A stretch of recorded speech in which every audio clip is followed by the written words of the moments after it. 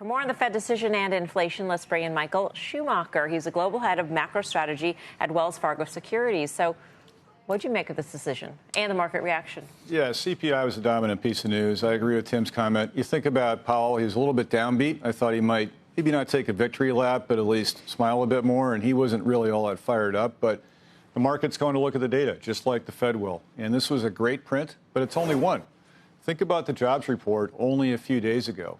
Red hot, wages up, jobs sky high. That was bad for the Fed. So a few days later, we get some good news, but it's only one piece. So I think people need to see a bit more on the FOMC before they really get pulled up. So you haven't changed your outlook on equities or your feeling about the markets based on CPI/Fed today? Decent environment for risk because we know that a rate hike's virtually certainly not going to happen. So that's a positive. But as far as getting that extra push from a rate cut, that's got to wait for a while. I agree again with Tim. It's twice in one day, Tim. Well, that two's the magic number. Third time is not going to be the charm either. In terms of good data prints, you need more good news on inflation, not just one more, probably a couple. So decent environment for risk. Not yet time to buy a lot of bonds, in my opinion. Yeah, it's interesting you say that. So you saw the move down in yields. We basically stopped where we bottomed out a couple weeks ago. So is it just in this range, this 4.25, 4.65 in the 10-year? Or is it going to break? I think it goes higher, but what are your sense in terms of how it breaks? I think that range is about right. The big news this year is going to be the actual cut. When the cut happens, whenever it might be, September, November, December, who knows? Our advice to clients is pretty simple. At that point, the market will price a lot more rate cuts. That's when you get the big move down in yields. Until then, probably not. So if we think out toward the end of the year, yes, we do think there will be a cut or two by D's 31. So 10-year ends the year for maybe it's 390, somewhere in that vicinity. But that big move down we think is going to be a bit delayed. People will wait on the Fed. So, Michael, is that what the equity market's doing then? If we know we're going to get a cut in September or maybe December, why would you wait? And obviously the equity market hasn't waited since last October.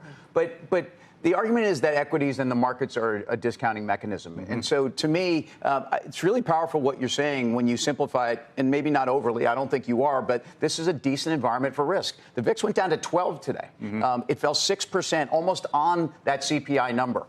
So doesn't this say green light equities? It seems like a pretty decent green light signal for risk. I agree with that. And it's interesting, Tim, if you compare volatility in rates, let's say to equities, VIX super low, rate volatility is still high, FX volatility pretty low. It's the rate market that seems a little offside as far as the volatility measure. And lastly, one more reason why I think people in rates are reluctant to take risk. You think about the shape of the yield curve. I know it's a little bit arcane, but still it's inverted. It's unusual. So for a lot of people in bond land, if they can't fund at a relatively cheap level, they simply do not want to buy that 5-year, that 10-year, let alone the 30-year security. That has to change a bit. It's going to take some time. So you had said you think once they start cutting that you think there will be multiple cuts. Mm-hmm. Why should that be the case? If we look at over the last 60 or 70 years, where we are right now has been about the average, which includes the 80s, super high, includes zero for a good amount of time also. Why should it be very different than that? Yeah, it's interesting, Karen. If you go back to the 1980s and you look at the average of all the easing cycles since then, the average size of the rate cuts in the first year alone is about 260 basis points. It's huge. And yet, if I look at what the market price is right now, today, from September of this year, so let's assume that's the first cut, to September of next year, it's maybe 100. So I'm not arguing the Fed's going to do 260 basis points, but the market pricing seems awfully light. So there's quite a bit of room in our view at Wells Fargo for that to go up to 150 or 175 basis points, maybe 200, and probably in pretty fast order, frankly. That could be a month or two, maybe. So the market seems awfully pessimistic. That's hard for us to accept. What do you think about, go back to the equity market? Russell 2000 was massively outperforming the S&P and the NASDAQ early this morning after the CPI print. It kind of closed near the lows, but it's kind of unchanged on the year. Are there any parts of equities that you like more than others? And is Russell an area that you would like if we do start getting more aggressive rate cuts like early next year? Yeah, I'm going to defer to my guru, Chris Harvey, on that one. Certainly, he's got all sorts of opinions on which sector to get into.